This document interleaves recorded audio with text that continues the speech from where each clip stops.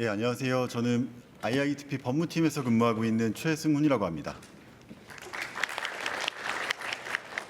예, 먼 길 오셨습니다. 그리고 많이 기다리셨죠. 이게 클라이막스가 될 줄 몰랐는데 이제 제재 처분에 대해서 간단하게 설명드리도록 하겠습니다.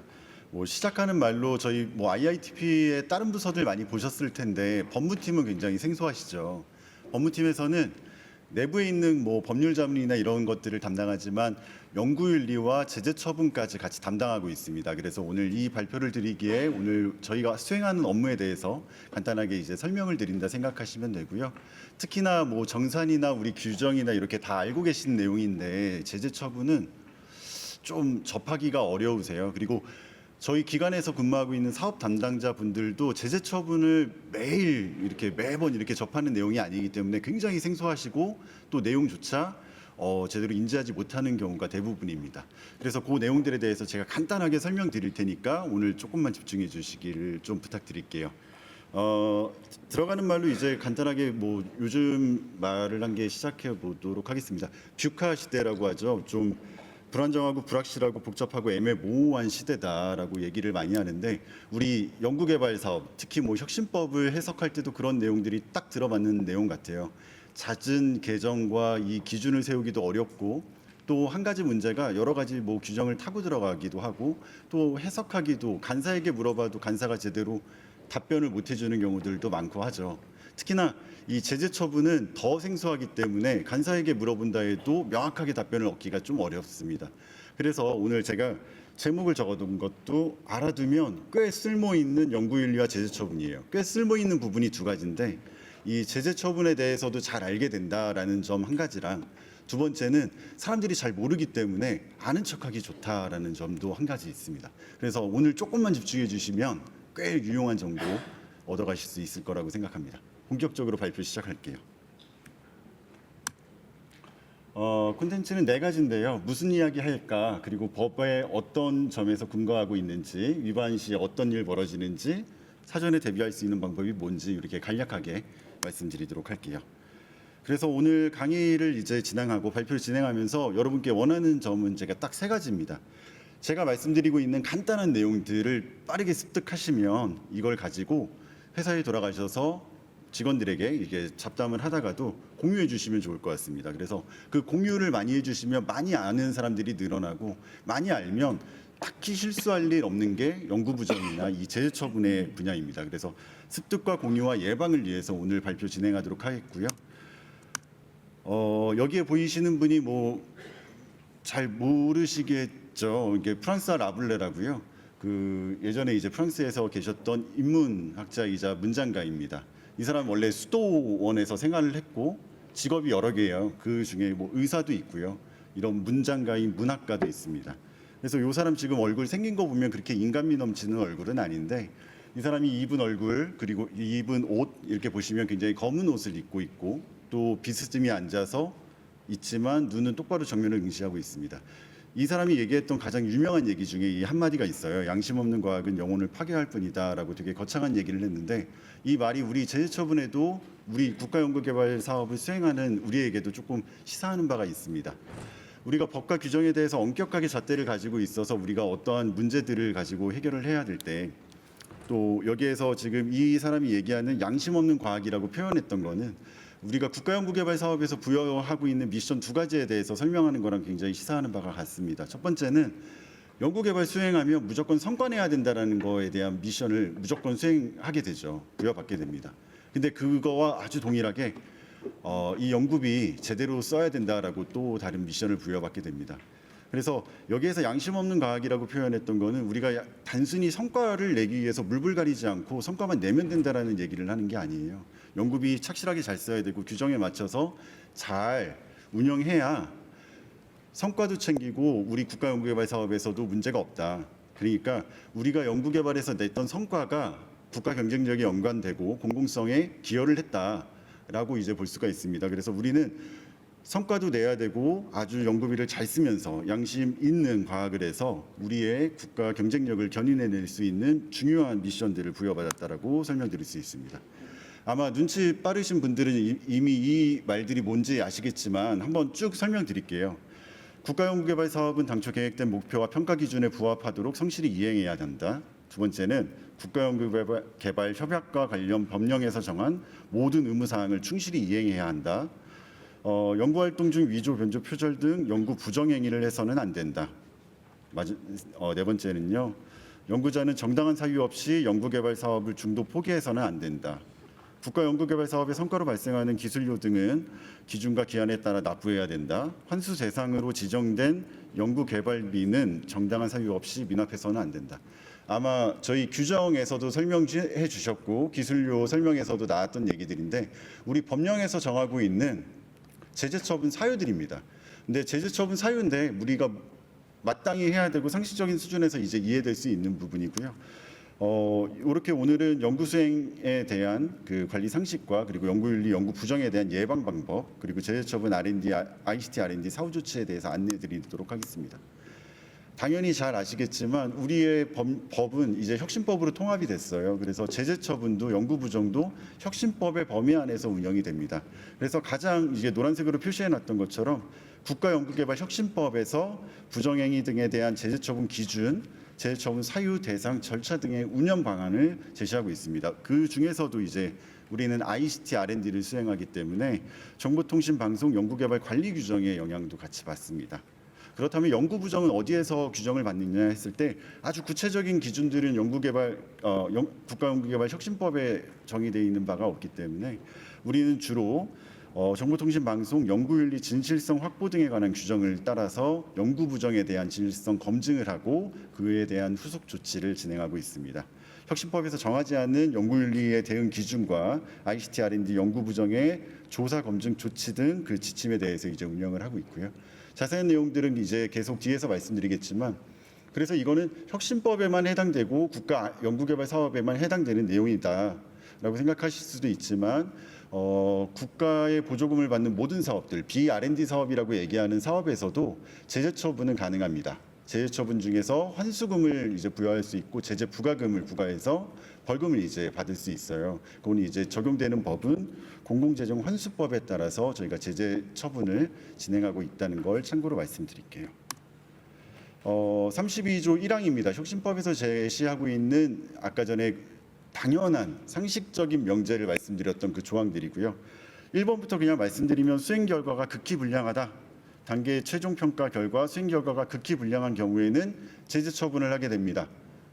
평가의 결과는 혁신법에 따라서 우리 아이리스에 등록되고 아이리스의 극히 불량이라고 등록된 과제는 전문기관인 저희도 이제 조회가 가능하지만 저희 같은 지위를 갖고 있는 다른 전문기관도 파악할 수 있고 특히 이제 중앙행정기관에서도 여과 없이 다 내용을 파악할 수 있습니다. 그렇기 때문에 해당 내용은 즉각적으로 제재 처분 평가단이 개최돼서 처분이 이어지게 됩니다.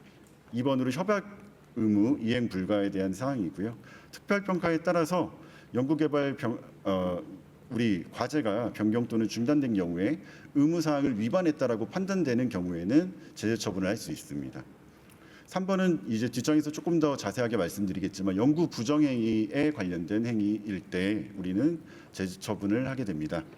그리고 상식적으로 이해는 안 되시겠지만 중간에 사업을 포기하시는 분들도 덜어 있어요. 그래서 사업을 중도에 포기하는 경우에도 제재 처분 사유가 되고 기술료를 미납하는 경우 아까 전에 저희 회사에 이제 기술료에 대해서 설명드렸었는데 적은 금액일 수 있고 혹은 뭐 부담되는 금액일 수 있는데 그 기술료를 의도적으로 내지 않았다 했을 때는 저희는 이제 제재처분 평가단을 통해서 제재 조치를 하게 됩니다.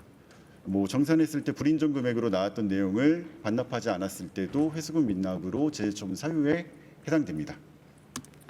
혁신법 31조 1항에는 그 아까 전에 말씀드렸던 이 사망에 대한 부분, 연구 부정에 대해서 조금 더 구체적으로 설명하고 있어요. 우리가 일반적으로 연구 부정이라고 하면 위변조 표절에 대해서 많이 생각을 하실 겁니다. 논문을 썼을 때 뭐 남의 거를 뺏겨서 썼다든가 아니면 내가 쓰지 않았는데 내 이름을 저자로 집어넣어서 성과로 제출했다든가 뭐 이런 경우가 덜어 있고 학교의 경우에는 상당히 많은 편이죠. 그래서 이런 내용에는 우리 연구 부정에 해당하고 해당 사항들은 자체적인 연구 진실성 검증을 통해서 저희에게 통보하게 되면 그 통보받은 결과를 토대로 저희 전문기관인 IITP에서 다시 한번 연구 부정에 대한 심의를 진행합니다. 그래서 연구 부정이라고 확정이 되는 순간 재해처분 평가단에 이제 상정이 되고 재해처분을 했을 때 수위는 참여 제한과 제재 부과금을 부과할 수 있게 되어 있습니다. 물론 연구 수행, 이 위변조 표절에 해당하는 논문을 썼을 때 연구비, 그리고 이 논문을 발표하러 갔을 때 출장비, 뭐 기타 등등의 제한 사항들도 환수비로 다 같이 환수되게 됩니다. 그리고 뭐 아마 굉장히 많은 사안이죠. 연구비 용도의 사용의 경우에도 연구 부정에 해당해서 해당 건의 재해처분 평가단의 안건이 상정되고요. 그리고 성과 소유의 규정 위반, 아까 전에 규정의 설명에서도 많이 설명해 주셨는데 공동 일대 공동 소유, 단독 일대 단독 소유, 그리고 위탁 연구 개발 과제의 성과물 소유는 주관 기관의 소유, 뭐 이런 식의 이제 소유 규정들이 있는데 그 규정을 위반했을 경우에도 문제가 되고요. 이 4번 같은 경우에는 크게 많은 과제들이 해당되지는 않는데 보완 과제로 분류된 이 과제들이 보완 대책을 위반했을 때는 이 어떤 제재 처분보다도 가장 강력한 제재 처분의 사유가 됩니다. 그래서 처분의 그 수위도 다른 뭐 사유들보다 굉장히 높고요. 그리고 5번 같은 경우에는 거짓 등 신청 수행이라고 저희가 간략하게 적어놨는데 이거는 뭐 신청 자격이 없는데 이를 속여서 과제를 신청해서 수행을 한다거나 혹은 수행 과정에서 이 성과를 부풀리기 위해서 내가 거짓된 방법으로 뭔가 연구를 수행한다거나 했을 때 이 모든 사유들이 제재 처분할 수 있는 근거가 됩니다. 그리고 좀 이게 법의 안타까운 부분인데요. 그 외 행위에 대해서 간사가 판단하고 전문기관에서 판단했을 때 연구 부정에 해당된다라고 볼 수 있고 통상적으로 상식적인 범위에서 벗어난다는 행위라고 볼 수 있으면 재해처분 평가단에서 이 안건을 심의하고 이게 재해처분 사유가 되는지에 대해서 논의할 수 있겠죠. 그래서 이거 뭐 위반하면 어떻게 될까라는 궁금증이 당연히 생기는데요. 위반 시에는 어떤 일이 벌어질까 벌써 3장입니다. 조금만 더 기다리시면 4장 가고 이제 금방 끝납니다. 국가연구개발 사업에서 제재 처분이라 함은 딱 두 가지를 규정하고 있습니다. 참여 제한이고 제재 부과금입니다. 참여 제한은 뭐 말 그대로 참여 제한입니다. 우리가 최대 10년까지 국가연구개발 사업에 참여를 할 수 없게 되는 제재 조치입니다.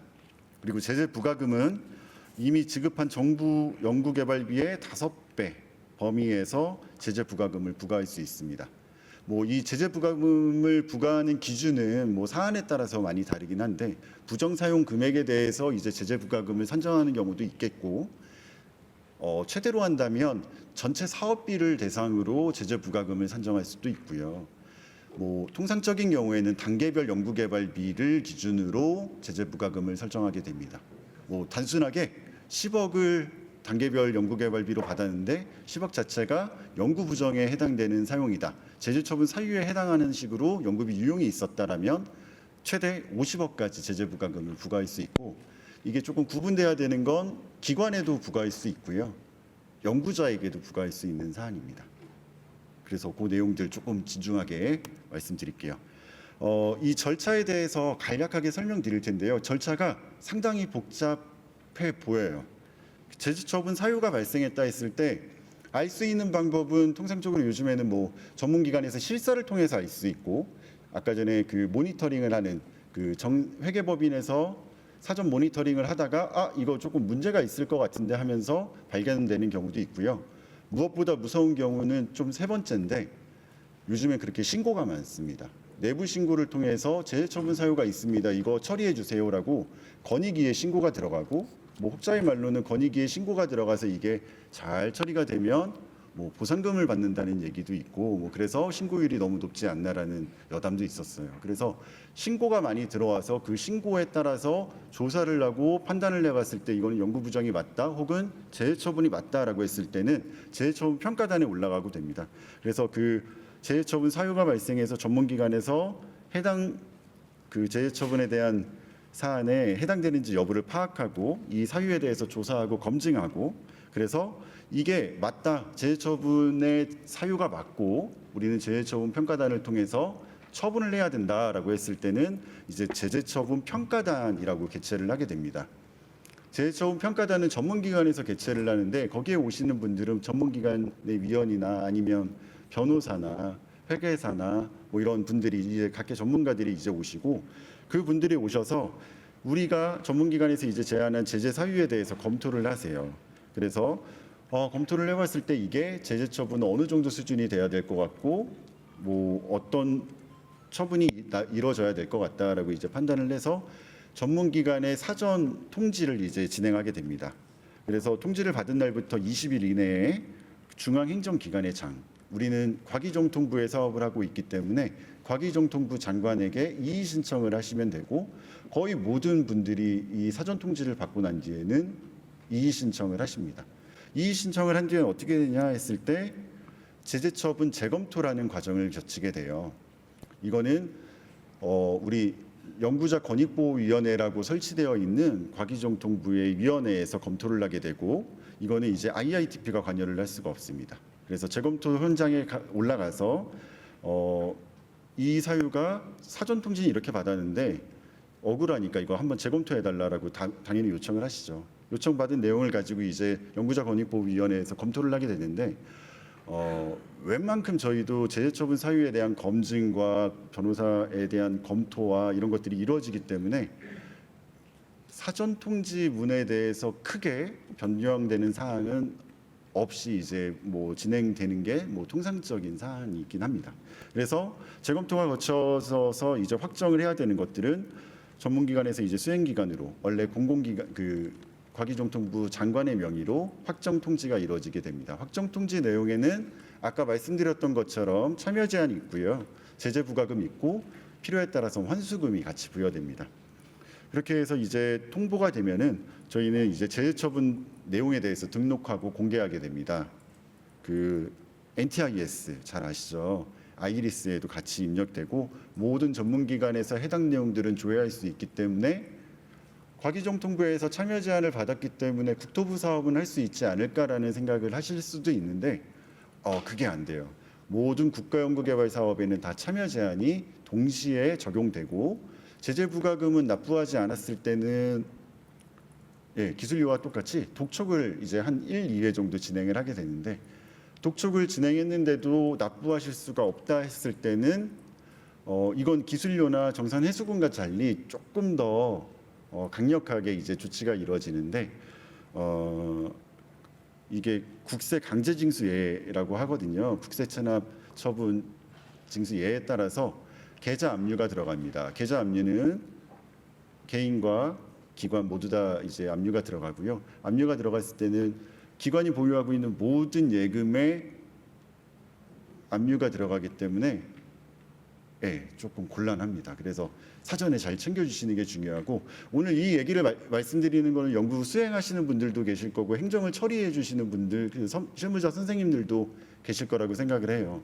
근데 이 제재 처분의 사유들이 발생하는 아주 가벼운 사유들은 연구비를 용도의 사용으로 잘못 사용했다. 아까 회계사님께서도 말씀해 주셨듯이 이 사업의 목적과 무관한 돈을 조금 썼다. 혹은 그걸 소명을 하지 못했다 했을 때 그걸 처리하지 못해서 점점 커져서 제재 처분까지 올라오는 경우들도 있고요. 뭐 맘먹고 기망의 의지가 있어서 속이는 경우들도 있는데 아주 맘먹고 속였던 사람과 아주 조그마한 실수로 제재 처분을 했던 사람이 참여 제한이나 제재 부과금에서 서로 뭐 차등을 둔다거나 하지는 않습니다. 제재 처분 평가단에 올라온 이상 그 제재 처분은 거의 동일하게 진행이 되기 때문에 아주 소소한 내용들, 우리 아까 전에 맨 처음 말씀드렸던 그 상식적인 사항들을 잘 지켜나가는 게 굉장히 중요하다라는 말씀을 드려요. 그래서 뭐 간단한 사례들을 빨리 훑고 지나가겠습니다. 연구 부정 사례, R&D 성과의 극히 불량 사례, 용도의 사용 사례입니다. 이 연구 부정 사례이기 때문에 자체적인 검토를 거친 내용을 가지고 전문기관에서 또 많은 시간을 들여서 검토를 합니다. 검토를 해서 논문 표절이 맞다라고 시인받으면 이제 그때부터 연구윤리보완심의위원회에서 결과를 확정하고 제재처분 평가단에 이제 상정을 해서 이 내용은 연구 표절, 연구 부정을 했던 사례이기 때문에 제재 처분을 해주세요라고 안건을 올리면 이제 안건을 올라와서 이제 제재 처분 평가단에서 평가를 냈던 내용이에요. 참여 제한해야 됩니다. 연구자 2명이 연루돼 있었는데 한 명은 1.5년 연구 국가 R&D 사업에 참여하지 못하게 해야 되고요. 한 명은 1년 못하게 해야 됩니다. 이 참여 제한이 뭐 별거 아니고 1년만 참으면 되겠지라고 생각하는 경우들이 간혹 있는데 우리 교수님들 특히 뭐 국립대학교 교수님들이나 이렇게 했을 때는 학교에서 또 다른 징계들이 일어날 수 있는 여지들이 있기 때문에 굉장히 민감하게 받아들여 주시는 사항이고 또 우리 중소기업에서도 연구를 수행하실 때 모든 국가연구개발 사업에 1년 이상 참여하지 못한다라고 했을 때는 경영상에 큰 문제가 되는 경우들도 있으세요. 그래서 참여 제한과 제재 부과금을 같이 동시에 부과받으시고 참여 제한 때문에 제재 부과금을 내지 못해서 계좌 압류를 받거나 아니면 우리 이제 이렇게 우리 빨간 딱지라고 하죠. 우리 이제 환수를 하게 되는 경우들도 간혹 있으시니까 좀 이제 주의해 주시면 좋을 것 같고요. 해당 사항은 연구 부정이긴 하지만 제재 부과금은 따로 부과하지 않았습니다. 상황은 다 우리가 정상 참작을 하는데 연구비의 대부분이 학생 인건비로 다 사용되었기 때문에 이거 자체를 환수하거나 이거 자체가 부정 사용한 금액이다라고 판단하진 않아서 제재 부과금을 부과하진 않았어요. 환수금은 부정 사용된 금액에 대해서만 반납을 받았습니다. 두 번째는 이제 성과 극히 불량. 아까 전에 처음에 말씀드렸던 사유죠. 현장 실사를 나가게 됐습니다. 그래서 너무 연구가 지지부진하고 뭔가 이상하고 아니 오히려 이거는 연구 성과가 너무 뛰어나서 실사를 나갔던 경우예요. 실사를 나가보니 너무 연구 성과가 뛰어났고 훌륭했습니다. 너무 훌륭했고 아주 우수한 사례이기 때문에 어쩌면 국가연구개발 100선에도 추천을 할 만한 그런 사례라고 생각을 했는데 알고 보니까 연구 성과물이 본인들이 개발한 게 아니라 타 기업에서 개발했던 내용들을 우리 그 연구 성과 개발 그러니까 우리의 연구 성과로 제출했습니다라는 시인을 받았고 그래서 이제 연구윤리보안심의위원회 이 연구 부정에 우리 수사 의뢰 등등 이루어지기 시작했고요. 참여 제한이 있었습니다. 1에서 3년 동안 이 여기에 가담했던 연구 책임자 뭐 거기에 있던 연구자 기관까지 참여 제한이 있었고 제재 부과금은 부정연도 연구비의 30에서 150%까지 다 부과해서 약 8억 정도 이제 부과가 됐고 환수금에 대해서는 해당 사항이 없다라고 저희는 판단을 했습니다. 이 사람들이 마지막 연차에 이제 연구 성과물을 내야 되는 그 조급함에서 이런 부정을 저질렀는데 이거 자체가 연구비를 활용해서 이제 부정을 저질렀던 내용은 아니었기 때문에 환수금은 부과하지 않았어요. 근데 다만 이 사안 자체가 굉장히 심각하다. 어떻게 연구의 성과물을 타 기관의 타 회사의 성과물로 속여서 낼 수가 있냐라고 해서 저희 이제 업무 방해죄로 수사 의뢰를 했고 현재도 수사는 계속 진행되고 있습니다. 마지막 사용은 이제 용도의 사용이고 가장 흔하게 일어나는 사례인데요. 회계법인에서 연구비 실태조사 나갔을 때 주로 이 부정 사용이나 뭔가 유용에 대한 건들은 발견되게 됩니다. 이거 회계사분들이 이제 현장 실사를 하시다가 이거 너무 이상하고 이게 맞나 틀린가 조금 아리까리 하실 때는 전문기관에 다시 한번 문의를 주세요. 이게 맞나요 틀린가요 했을 때 전문기관하고도 같이 협의를 하다 보면 이거 판단을 하게 되겠죠. 연구비 전용입니다. 이거 연구비 잘못 썼어요. 완벽히 잘못 썼습니다. 그러면 자금 집행정지를 먼저 하고 이거에 따른 특별평가를 통해서 과제를 중단하게 됩니다. 이래서 이제 나왔던 사례들은 연구자와 기관이 3년씩 참여 제한을 받았고 이 기관이 이제 영리기관이었기 때문에 3년 동안 연구개발 사업에 참여하지 못했을 때 벌어지는 내용들은 단순히 참여 제한으로 벌어지는 이 제재가 아니라 그 위에 이제 나올 수 있는 경제적인, 사회적인 문제들이 더 크다라는 점 말씀드리고요. 제재 부과금도 부정사용 금액의 2분의 1. 그 당초 목적으로 이 부정사용 금액을 사용했다. 그러니까 이 내용은 그렇습니다. 그러니까 미리 돈을 회사 경영이 너무 안 좋았던 어느 회사의 대표님께서 한 보름만 좀 일찍 연구비를 좀 땡겨서 우리 회사 급한 일 막고 그 다음에 급한 일 막은 돈으로 다시 한번 이 연구비를 채워놨는데 우리 뭐 현실에서 보면 요 급한 일을 막 이렇게 돌려막고 할 수 있는 거잖아요. 근데 이게 우리 제도 안에서 이루어지는 점 그리고 국가연구개발 사업이라는 점을 고려했을 때는 연구비 유용에 해당될 수 있다라고 판단을 했고 그렇기 때문에 이제 전용을 목적으로 해서 당초 목적에 해당되었기 때문에 감경은 해줄 수 있지만 부과를 안 할 수는 없다라고 판단을 했고 환수금은 부정 사용했던 금액 전체를 환수해서 종리가 되었던 사안입니다. 뭐 아까 전에 이 절차에 따라서 이제 진행이 되는데 이 절차를 단순하게 받아들이시면 이게 뭐 그럴 수 있겠다라고 생각하시는데 이 절차와 그 다음에 있는 기간들에 대해서 간단하게 설명드리고 예방할 수 있는 방법에 대해서 말씀드리면서 끝낼게요. 제재처분 사유가 발생했습니다. 이걸 조사하는 기간, 전문기관에서 인지하고 이걸 처리하는 기간 벌써 한 3개월, 4개월 정도 소요될 수 있다라고 볼 수 있습니다. 사안이 복잡하면 복잡할수록 더 많은 소명의 기회를 드리고 그거에 따라서 우리는 더 많이 조사하기 때문에 절차적인 세월을 했을 때 우리 사유의 조사 검증과 제재처분 평가단의 검토까지 이루어지는데 최초 사안 발생과 인지화했을 때 이 평가단 안건으로 올라가는데 벌써 3개월에서 4개월 정도 소요된다라고 보시면 좋고요. 사전 통지가 나가서 이제 재처분을 해야 될 때, 재검토를 해야 될 때 연구자 권익보호과에 해당 사안이 접수되게 되는데 연구자 권익보호과에 접수해야 하는 것은 우리 전문기관으로부터 통지받았던 20일 이내에만 이의 신청을 하면 되는데 20일뿐만이 아니라 연구자 권익보호위원회에서는 전 부처에 있는 모든 제재 처분을 받았던 사전 통보를 받았던 과제를 가지고 평가를 다시 한번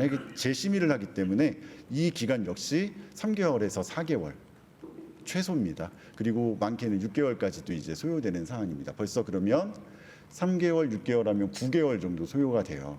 소요돼서 재검토를 완료했다라고 하면 바로 즉시 통보가 나오는 건 아니고 또 통보도 순차적으로 나가기 때문에 한 1, 2개월 정도 더 소요가 된다라고 보시면 벌써 11개월 정도 걸리겠죠.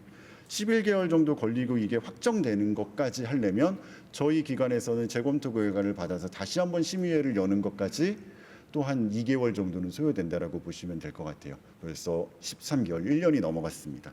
그래서 내용을 등록하고 확정해야 되는데 확정 통보가 나갔을 때는 대부분이 소송을 이제 하게 되시죠. 소송을 이제 진행하게 되시면 벌써 1년의 기간이 소요됐지만 이 소송을 진행하기 시작한 순간부터는 또 얘기가 달라집니다. 우리 요즘에 변호사 드라마 이런 거 많기 때문에 소송이 얼마나 오래 걸리는지 다들 아시잖아요. 소송이 걸리기 시작했을 때 우리가 주로 하는 소송은 행정소송이죠. 행정소송, 행정심판을 하게 되는데 그 소요되는 시간은 최소 1년에서 2년 정도 소요되신다라고 보시면 돼요. 이 말씀을 드리는 이유는 최소 우리가 제재처분 사유가 될 수 있는 사유, 말씀드렸죠. 아주 간단한 사유부터 아주 심각한 사유가 있는데 간단한 사유라고 해도 제재처분에 올라가기 시작하고 이걸 처분하기 시작하고 이거에 판가름을 할 때까지는 최소 1년에서 최대 3년, 4년까지도 소요될 수 있다라는 점이고 이게 무서운 점은 연구 책임자분들, 연구를 수행하시는 분들도 굉장히 괴로운 3년, 4년을 보내시게 되겠지만 이거를 행정 처리해 주시고 같이 이제 서포트해 주시는 우리 연구 실무자분들께서도 3년, 4년 동안 계속 이거에 매달려서 힘든 나날들을 보내게 돼요. 그래서 웬만하면 우리 상식선에서 지켜질 수 있는 내용들은 상식선에서 지켜야 되고 그 내용들을 지켜나갈 수 있는 방법은 이제부터 말씀드리겠습니다. 국가연구개발 연구윤리 길잡이라는 게 있어요. 그래서 매년 과기정 통부에서 발간하고 연구윤리 전반에 대한 개념 등에 대해서 이제 지침하는 내용이고 한번 읽어보시면 아주 이해하기 쉽게 되어 있습니다. 두 번째는 연구자를 위한 국가연구개발 연구윤리 길잡이라고 되어 있고 자가 체크리스트나 연구자들이 꼭 알아야 되는 그 연구윤리에 대한 기준들을 담아놨기 때문에 꼭 한번 읽어보시거나 아니면 오늘 이 자리에서 이 내용을 알고 사내에 혹은 기관 내에 한번 공유해 주시는 걸 부탁드립니다. 마지막으로는 국가연구개발사업 제재처분 가이드라인이라고 있는데 우리 방금 말씀드렸던 제재처분의 참여 제한, 제재 부과금, 환수금 그리고 그 각각의 사유별로 몇 년씩 참여 제한을 할 수 있는지 그리고 제재 부과금을 얼마나 부과할 수 있는지 자세한 내용들이 담겨 있습니다. 주로 전문기관에서 참고를 해야 되지만 이 연구를 수행하신다면 한 번쯤은 슬쩍 열어보시는 것도 추천드립니다.